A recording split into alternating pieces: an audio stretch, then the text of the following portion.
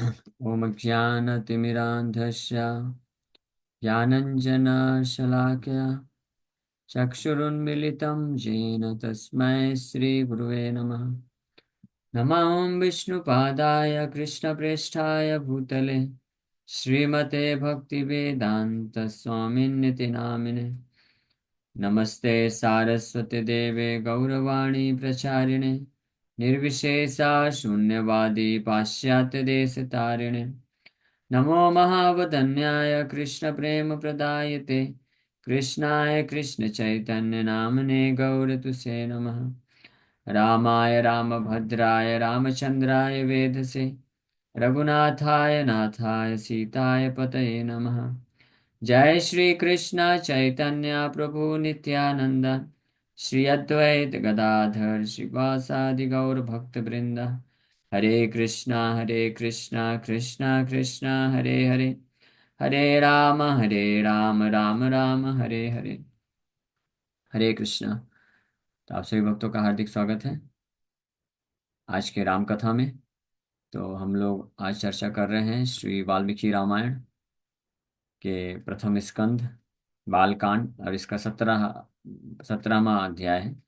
ब्रह्मा जी देवताओं को आज्ञा देते हैं भगवान रामचंद्र को असिस्ट करने के लिए, सहायता देने के लिए आप वानर सेना के रूप में प्रकट होइए। तो यानी अपने पुत्रों के माध्यम से वानर सेना के रूप में प्रकट करते हैं। तो हम लोग ये 34 नंबर श्लोक तक डिस्कस कर चुके थे कि अलग अलग प्रकार के मुख्य मुख्य वानर किन किन देवताओं से प्रकट हुए, इसका वर्णन सुने। और फिर ऐसे असंख्य वानर को प्रकट करते हैं देवतागण। उसकी संख्या का कोई काउंट नहीं है। 1 बिलियन 1 बिलियन वानर तो लीडर्स, 1 बिलियन लीडर्स थे वानरों में। और फिर उनके अंडर में कई कई वानर सेना थी, उसका कोई गणना भी नहीं कर सकता है ये सब। लेकिन सबके सब देवताओं के जैसे ही शक्ति धारण करके रखते थे और भगवान रामचंद्र की सहायता के लिए अवतरित हुए थे। अब आगे वर्णन कर रहे हैं। तैरियम पृथ्वी सूरय सपर्वत वनार्णवा कीर्णा विविध संस्थानैर नाना व्यंजन लक्षणै। This earth with mountains, forests, and oceans was filled with such heroes characterized with various extraordinary, revealing characteristics of various appearances. ये कौन से हीरो? ये वानर सेना जो है। पृथ्वी में जितने भी पहाड़ थे, जितने भी जंगल थे, और यहाँ तक कि ओशियंस, समुद्र भी। अब समुद्र में मतलब समुद्र के अंदर रहते थे या बाहर तैरते थे, क्या है ये हिसाब किताब नहीं, पता नहीं। क्योंकि इतनी संख्या में है ये वानर सेना कि पूरे पर्वतों, जंगलों और समुद्रों में भी ये सब प्रेजेंट थे, और सब के सब एक बड़े ही शक्तिशाली और हीरो थे। इनसे जंगल के पशु पक्षी तो छोड़िए, हाथी और शेर भी डरते थे। ऐसे वानर थे ये लोग। ये पिछले श्लोक में हम लोग ये चर्चा किए थे। विविध संस्थान है, नाना व्यंजन लक्षण है। नाना व्यंजन लक्षण है, characterised with various extraordinary revealing characteristics. The author then describes the full prosperous growth of such assistance to Lord Rama. The earth was filled with heroes of varied appearances, that is, with various bodies that were large, small, short, tall, and so on. तो इस प्रकार से भगवान रामचंद्र की सेवा के लिए बड़े तत्परता पूर्वक लाखों की संख्या में वानर उपस्थित हैं सेवा करने के लिए। भगवान का यही प्रभाव है। इससे पता चलता है भगवान में और साधारण व्यक्ति में ये अंतर है। हाँ, कई ढोंगी लोग होते हैं, अपने आप को भगवान घोषित कर देते हैं ना। लेकिन पीछे देखना चाहिए कितने फॉलोवर हैं उनके। कुछ लोग होते हैं बस कुछ सैकड़ों या कुछ हजार फॉलोवर होते हैं और अपने आप को भगवान घोषित कर देते हैं। और कुछ कुछ सौ या कुछ हजार जो उनके शिष्य फॉलोवर होते हैं वो सोचते हैं कि ये हमारे जो गुरु जी यही भगवान है, यही राम के अवतार है, यही कृष्ण के अवतार है। लेकिन भगवान राम और कृष्ण, ये चैतन्य महाप्रभु जब आते हैं तो कुछ कैरेक्टर होते हैं, कैरेक्टरिस्टिक्स होते हैं, लक्षण होते हैं, उससे पता चलता है। तो ऐसे तो अनेकों लक्षण होते हैं, शास्त्र में उनका वर्णन होता है। उनके स्वरूप के लक्षण बताए गए हैं, उनकी अद्भुत क्रियाकलाप होते हैं, अद्भुत शक्तियां होती हैं। ये सब वर्णन बड़े सुंदर दिखते हैं, वो कभी वृद्ध नहीं होते हैं। ये सब वर्णन दिए गए हैं। लेकिन एक वर्णन हम लोग अभी इन श्लोकों से समझ रहे हैं कि देखिए भगवान रामचंद्र आ रहे हैं, परम भगवान है। तो उनको सेवा करने के लिए कोई ऐसे ही थर्ड क्लास लोग नहीं आ रहे हैं, या ऐसे ही कुछ सैकड़ों हजारों की संख्या में नहीं है। वानर सेना के रूप में आ रहे हैं। वानर भी आएंगे तो अरबों खरबों की संख्या में। और वो वानर, एक एक वानर जो है हाथी को, शेर को पराजित करने की शक्ति रखते हैं, इतने शक्तिशाली भी हैं। तो ये है भगवान के भगवान का अवतार, इसको बोलते हैं भगवान का अवतार। भगवान कृष्ण भी आए, तो कृष्ण के भी अद्भुत ऐसे कार्यकलाप हुए। और कृष्ण के भी संगी लोग कितने थे, करोड़ों करोड़ों की संख्या में सखा हैं, वानर हैं। और सब उनको, उनकी लीलाओं में उनको सहायता करने के लिए आते हैं। भगवान चैतन्य महाप्रभु आए, उनके भी लाखों करोड़ों की संख्या में फॉलोअर्स उनको संकीर्तन आंदोलन में असिस्ट करने के लिए आए। चैतन्य महाप्रभु जब काजी ने मृदंग तोड़ा था, तो चैतन्य महाप्रभु डिक्लेयर किए कि असहयोग आंदोलन करेंगे। हम लोग वो सुन चुके हैं चैतन्य भागवत से। तो महाप्रभु के डिक्लेयर करने से लाखों की संख्या में लोग कुछ ही घंटे में एकत्रित हो गए। ये है भगवान, this is the potential of the supreme Lord. है ना, कोई है आज का भगवान जिसके बोलने से ऐसे लाखों लोग एकत्रित हो जाएं और सबके सब तत्परता पूर्वक अपना, जो उनके मिशन को पूरा करने सेक्रीफाइस कर सकें। और और भी भगवान किस प्रकार से लक्षण है, इसलिए जो बुद्धिमान लोग होते हैं वो भ्रमित नहीं होते हैं। कोई भी थोड़ा सा जादू दिखा दिया तो उसको भगवान मान के नहीं बैठते हैं। तो यहाँ पे ये अरबों खरबों की संख्या में वानर लोग तैयार हो चुके हैं भगवान रामचंद्र को सहायता करने के लिए। आगे वर्णन कर रहे हैं। तैरमेघ वृद्धाचल कूट कल्पैर महाबलैर्वानर यूथ पालय बभूव भूर भीम शरीर रूपै समावृता राम सहाय हेतु। समावृता राम सहाय हेतु, कि भगवान राम को सहायता करने के लिए, टू असिस्ट लॉर्ड रामा, भगवान रामचंद्र को सहायता करने के लिए, the earth became filled with monkey chiefs of great strength and with fierce bodily forms like mountain tops with clouds। इस प्रकार से तय मेघ वृंदाचलकूट कल्पय महाबलय, अत्यंत शक्तिशाली वानर यूथ पालय, वानरों के लीडर्स। हाँ, बाकी वानरों का क्या बोलना, the earth became filled with the monkey chiefs, leaders of the monkeys, वानर यूथ पालय। वानर यूथ पालय मतलब leaders of the monkeys, monkey chiefs है। वही एक 1 बिलियन संख्या बताई गई है। 1 बिलियन यानी मिलियन, फिर ट्रिलियन, फिर बिलियन आता है। हाँ, तो 1000 मिलियन में एक ट्रिलियन, फिर 1000 ट्रिलियन में 1 बिलियन। अब अंदाजा भी नहीं लगा सकते कितना कितने करोड़ होगा। हाँ, 100 करोड़ इससे ऊपर ही होगा, अरब अरब की संख्या तक में जाएगा। इतनी संख्या में तो लीडर्स हैं वानर के, जो पूरे पृथ्वी में घेर के रखे हुए हैं। और उनके अंडर में कई वानर हैं। ये सब महाबलैर, अत्यंत शक्तिशाली हैं। बभू बभूर भीम शरीर रूप है। भीम शरीर रूप है मतलब फियर्स बॉडली फॉर्म्स, विशाल शरीर, अद्भुत शरीर धारण। समावृत राम सहाय हेतु। समावृत भू, भू मतलब अर्थ, अर्थ को पूरी तरह से भर दिए, किसके लिए, राम की सहायता के लिए, राम सहाय हेतु। The author then resummarises the events narrated in this chapter. इस अध्याय में फाइनल इसको रीसमराइज कर रहे हैं। तो इस प्रकार से ये अध्याय समाप्त होता है। तो हम लोग अगला अध्याय कल चालू करेंगे। इसका नोट में कुछ चीज दी है, इसको पढ़ लेते हैं। Text 12 and 15 state that Gandhamadan was Kubera son, Sushena was Varuna son and Sarabh was Parjanya son. Indra के पुत्र हुए वाली, और पर्जन्य भी एक प्रकार के बादल होते हैं, पर्जन्य। तो उनको कंट्रोल करें, यानी इंद्र, इंद्र का डिपार्टमेंट है वर्षा का। तो उनके अंडर में अलग अलग प्रकार के वर्षा के बादल हैं। संवर्तक होते हैं, जैसे डिवास्टेशन के टाइम पे यूज होता है। पर्जन्य भी होते हैं। पर्जन्य जो होते हैं वो अनाज को उत्पन्न कराने के लिए बादल होते हैं। देखिए, शास्त्रों से हमको पता चलता है कि बादलों के भी कितने प्रकार हैं। हाँ, कोई साइंटिस्ट रिसर्च करके बता सकता है क्या कि बादलों के ऐसे ऐसे प्रकार है, कैटेगरी है, किस प्रकार की बारिश किस पर्पस के लिए होता है। विनाश करने के लिए, बाढ़ लाने के लिए अलग प्रकार की बारिश होती है, और उत्पादन करने के लिए अलग प्रकार की बारिश होती है। तो ये वर्णन है। तो पर्जन्य नाम के जो बादल होते हैं वो उसके लिए होते हैं, अनाज उत्पत्ति के लिए। ये भगवान गीता में भी बोलते हैं। हाँ, अन्नाद भवति पर्जन्यो, और अन्नाद भवन्ति पर्जन्यो, पर्जन्य से अन्न प्रकट होता है। तो पर्जन्य नाम के जो बादल होते हैं उनको जो कंट्रोल करने वाले कंट्रोलर हैं, जो देवता है, उनका नाम पर्जन्य है, वो कंट्रोल करते हैं। तो उनके पुत्र हुए सरभ। और इंद्र के पुत्र हुए वाली। और गंधमादन जो है कुबेर के पुत्र हुए। इन सब के बहुत सारे गुण हैं, इसका हम चर्चा ऑलरेडी कर चुके हैं, है ना। वरुण के पुत्र हुए सुषेण, है ना। और सूर्य के पुत्र हुए सुग्रीव। वायु के पुत्र हनुमान जी। हनुमान जी भगवान शिव जी के भी अंश हुए। लेकिन शिव जी रावण, क्योंकि शिव जी का उपासक था, भक्त था, इसलिए भगवान शिव डायरेक्टली पुत्र के रूप में नहीं प्रकट किए। वो इनडायरेक्ट तरीके से फिर वायु के माध्यम से प्रकट कराते हैं।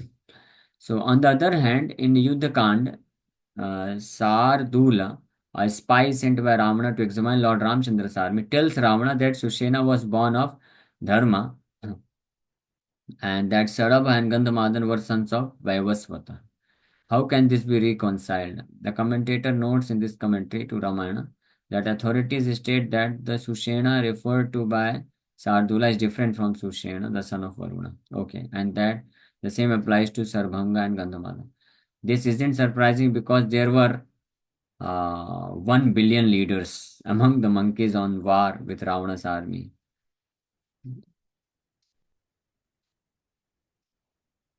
अरब, 1 बिलियन मतलब 1 अरब हो गया। लगभग इतना विशाल ये रावण, ये लीडर्स अमंग द मंकी। ये ऐसा समझ लीजिए कि भगवान रामचंद्र की सेना के जो कमांडर्स हैं, कमांडर्स, कमांड कितने कमांडर हैं? 1 बिलियन, 1 अरब कमांडर हैं। अब उनके अंदर में उनकी जो बटालियन होगी, एक एक के अंडर में लाखों, हजारों लाखों के संख्या में वानर सेना होगी, तो उतने और ज़्यादा हैं। तो ये सब इस प्रकार से बड़ा अद्भुत सेना है भगवान की। भगवान रामचंद्र को असिस्ट सहायता करने के लिए ऐसी अद्भुत सेना अ, के रूप में प्रकट करते हैं देवतागण अपने आप को। तो इस प्रकार से 17वां अध्याय कंप्लीट होता है, जिसमें ब्रह्मा जी आज्ञा देते हैं देवताओं को कि आप भगवान रामचंद्र की सहायता के लिए वानर रूप में प्रकट हुई। और वहाँ भगवान रामचंद्र भी अपने आप को पायस के रूप में, पायस खीर के रूप में अपने आप को भेज देते हैं और अभी प्रकट होंगे। तो अब कल से हम लोग चालू करेंगे 18वां अध्याय, the advent of Ram Lakshman Bharat and Shatrughan. अब राम भगवान का जन्म होगा, यहाँ से राम कथा प्रारंभ। ये भी राम कथा ही था अभी तक भी, ऐसा नहीं कि राम कथा नहीं है, लेकिन अब यहाँ से विशेष रूप से भगवान रामचंद्र का जन्म होगा। उसके बाद सिस्टमेटिकली हम लोग रामायण में आगे बढ़ते जाएंगे। 19वें अध्याय में फिर विश्वामित्र दशरथ महाराज को राम को लेने के लिए आ जाते हैं। देखिए 18वें अध्याय में राम जी का, राम लक्ष्मण भरत शत्रुघ्न का जन्म हो गया, एक ही अध्याय में सब कुछ वर्णन हो जाएगा। और उसके बाद फिर तुरंत विश्वामित्र आके लेके चले जाते हैं, यानी बाल लीला का कुछ नहीं है ज्यादा वर्णन। तो भगवान रामचंद्र की लीलाओं में ज्यादातर लीलाएं उनकी विश्वामित्र जब लेके जाते हैं वहां से प्रारंभ होती है। बाल लीलाओं का ज्यादा विशेष वर्णन नहीं है, और वो देखेंगे 18 अध्याय में कितना वर्णन किया गया है। ओके, सो यहीं पे विराम करते हैं। किसी भक्त का कोई प्रश्न है तो क्वेश्चन ले सकते हैं। हरे कृष्ण, हरे कृष्ण, कृष्ण कृष्ण हरे हरे, हरे राम, राम राम हरे। प्रभु जी, जैसे ना मैं अभी श्रील प्रभुपाद जी है उनका एक है ना यूट्यूब पे वीडियो देखा एक्चुअली। यस योगेश को। एक्चुअली मैंने ना उनका वो जो भगवान की जो प्रीचिंग के लिए जो जर्नी स्टार्ट किया था ना, वो जर्नी के हाँ। बारे में सुना तो मैं ये मतलब समझने की कोशिश कर रहा था। श्रील प्रभुपाद है, उन्होंने उनके एज के 45 प्लस में संन्यास लेके ये सब चालू किया। तो हार्डली 40 इयर्स में उन्होंने इतना बड़ा अंपायर मतलब ये कर दिया, बनाया। तो हम भगवान के बारे में चैतन्य चरितमृत जानना चाहते हैं या भागवतम या फिर भगवत गीता। तो ये किस तरीके से हमको समझना चाहिए और आगे बढ़ना चाहिए ताकि हम कम समय में बहुत ज्यादा तरीके से वो समझे। तो पहली बात तो जो भी कथा है गीता भागवत चैतन्य चरितमृत, उन कथाओं को अगर हम ध्यान से सुनेंगे, अच्छे से ध्यान से सुनेंगे, समझेंगे, तो फिर हम उसको अप्लाई करने के लिए प्रेरणा भी प्राप्त कर सकेंगे। क्योंकि जब कोई किसी विषय वस्तु को ध्यान से पढ़ते हैं, समझते हैं, सुनते हैं, तब उनको फिर पता चलता है कि इसका महत्व क्या है और फिर उसको कैसे अप्लाई करना है। तो इसलिए सबसे पहला प्रोसेस है श्रवणम। श्रवणम मतलब सुनना, सुनना विथ अटेंशन, ध्यान पूर्वक सुनने को श्रवण बोला जाता है। तो ये किसी का अच्छा होगा तो ऑटोमेटिकली फिर कीर्तनम, स्मरणम, अर्चनम, वंदनम, पाद सेवनम, सेवा और ये सारी चीजें भी उसके बाद एक के बाद एक फॉलो करती है। तो ये आप करते रहिए, हो जाएगा। भगवान के नाम का जप अच्छे से श्रवण करना है, और भगवान की कथा को अच्छे से श्रवण करेंगे तो बाकी सीरियसनेस अपने आप ऑटोमेटिकली भक्ति मार्ग में हम प्राप्त कर सकते हैं। ओके। ओके प्रभु जी, हरे कृष्णा। हरे कृष्णा। यस माता जी, कृष्णा माता जी। हरे कृष्ण प्रभु जी।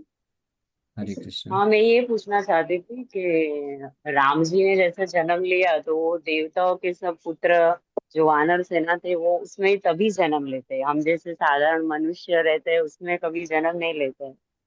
कितने दिव्य है मतलब। हाँ यस, तो भगवान रामचंद्र को जो सहयोग करने आ रहे हैं वानर सेना, वो भी सब दिव्य हैं, कोई साधारण नहीं है। वही हमने पिछले कुछ दिन में 17वें अध्याय में चर्चा की है हम लोग, कि वानर सेना बड़े ही स्पेशल हैं वो लोग। यस, सुनील पारिक प्रो जी, आप कुछ पूछना चाहते हैं? हाँ, हरे कृष्ण प्रभु जी। ये मेरा इससे रिलेटेड सवाल नहीं था एक्चुअली। मैं आईडीसी भी कर रहा हूँ अभी फिलहाल ऑनलाइन मीरा रोड से। हाँ हेलो, आवाज हाँ, आ रही है यस प्रभु यस जी? प्रभु। हाँ, आ रही आ रही। सुन पा रहे आप मुझे? हाँ मैं सुन पा रहा हूँ, यस प्रभु जी, आप हाँ, बोलिए। तो मुझे हाँ, तो मैं आईडीसी कर रहा हूँ अभी, जैसे ऑनलाइन आपको बताया मैंने। तो मुझे एक दो पॉइंट समझ में नहीं आ रहे थे, तो मैं आपको अकेले में, अब ये सब मतलब कॉमन में ऐसे डिस्कस करने का मैटर ये हाँ नहीं। पर्सनल में कब हाँ, कॉल कर सकता हूँ आपको? कब फ्री आप रहेंगे आप? मुझे कब फ़ोन कर समय दे सकते पाएंगे? हैं। एक 2-3 मिनट, पाँच ये, मिनट का समय दीजिए आप मुझे, कब आप करो? हाँ हाँ, बिल्कुल बिल्कुल, मैं समय दे दूंगा। मैं ज़्यादा समय भी 5 10 15 मिनट भी दे सकूंगा, अगर आप शाम को 5 बजे के बाद फ़ोन करेंगे। दिन में चलिए। मैं थोड़ा सा कुछ व्यस्त रहता हूँ। तो कल या परसों भी आप 5 बजे के बाद फ़ोन कर सकते हैं, शाम को। आपके लिए पॉसिबल हाँ रहेगा? चलेगा, एक दो चलेगा। ठीक है, ठीक है। ठीक है, हाँ, ओके। बिल्कुल पॉसिबल है, बिल्कुल वो पॉसिबल। अच्छा। एक शब्द संस्कृत का था। आपने एक पंडित जी के लिए बोला था, तो वो शब्द बहुत अच्छा था, ध्यान में नहीं आ रहा पर। तो गीता क्लास में। हाँ प्रभु जी, शाम की क्लास में अगर मैं आपको दोबारा वो वाक्य बता दूं तो आप बता पाएंगे वो शब्द? हाँ मैं प्रयास करूंगा, आप बताइए। एक मिनट, एक। यस्य सर्वे समारंभा काम संकल्प वर्जिता ज्ञान अग्नि दग्ध कर्माणम तमाहु पंडितम बुधा। इसमें से कोई शब्द है?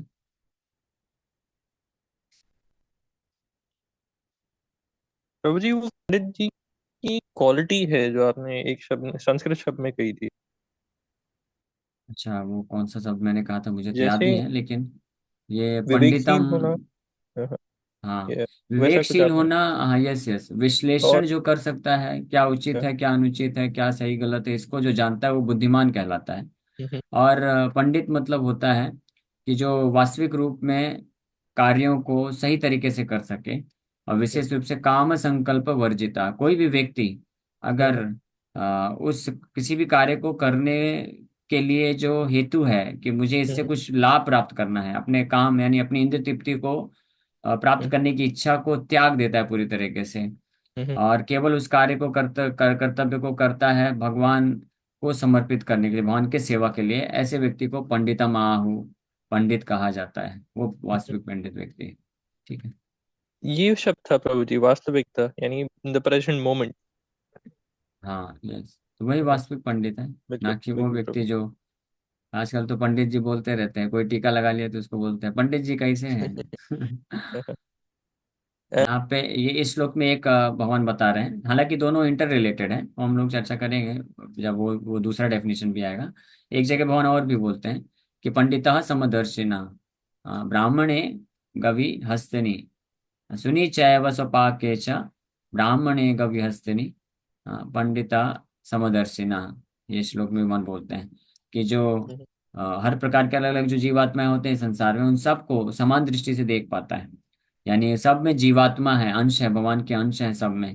बिल्कुल। तो उसको भी पंडिता समदर्शिना बोला गया है, पंडित वो बट कहलाता प्रभु है। जी, अगर चाणक्य पंडित भी पंडित का डेफिनेशन देते हैं कि वास्तविक बुद्धिमान व्यक्ति कौन है, ये भी सुन लीजिए, बहुत महत्वपूर्ण है। ओके। कि असली असली ज्ञान रखने वाला व्यक्ति के क्या लक्षण होते हैं, उसके बारे में बताया गया है। मात्रवत परधारेषु परदारेषु लोष्टवत परद्रव्येषु आत्मवत मन्यते यह करोति स पंडिता।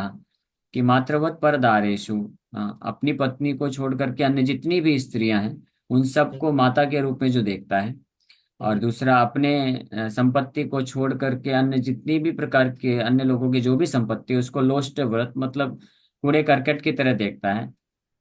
मतलब वो मेरे लिए नहीं है, कूड़ा करकट तो कोई लेने नहीं जाता ना, उसके प्रति आकर्षित नहीं होता है, तो उस तरह से देखता है। और तीसरा, हर व्यक्ति को उसी प्रकार से सम्मान देता है, उसी प्रकार से बिहेवियर रखता है जैसा कि वो आशा करता है, जैसे हम आशा करते हैं कि लोग हमको जो है सम्मान देने चाहिए, हमको प्रेम करना चाहिए, हमको पूछना चाहिए, हमारे ओपिनियन हमारे मत को ध्यान में रखना चाहिए।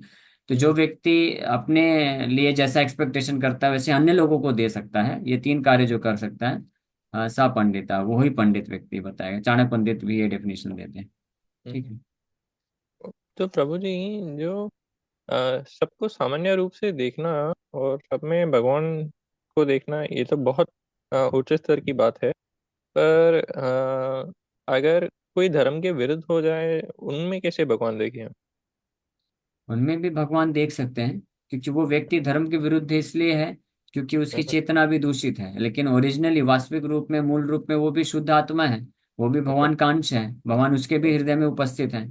लेकिन भौतिक चेतना, अहंकार, गलत हम्म, पहचान होने के कारण और हम्म, अनर्थों से उसका जो कवरिंग होने के कारण वो इस प्रकार से एक्ट कर रहा है। ओके, तो इस राइट। प्रकार से जो पंडित होते हैं वो देख पाते हैं। इसलिए वो जो असली पंडित होते हैं वो किसी व्यक्ति से घृणा नहीं करते हैं, वो हम्म, उनके ऊपर जो अनर्थ है उसको कैसे, अनर्थ का प्रभाव है ये देख पाते हैं और उसको कैसे दूर किया जा सकता है इसके ऊपर विचार करते हैं। Hmm, okay. Okay, right. Hare Krishna प्रभु जी, हरे दंडवत प्रणाम, कृष्ण। धन्यवाद। चलो प्रणाम। हरे कृष्णा यस प्रभु जी। योगेश।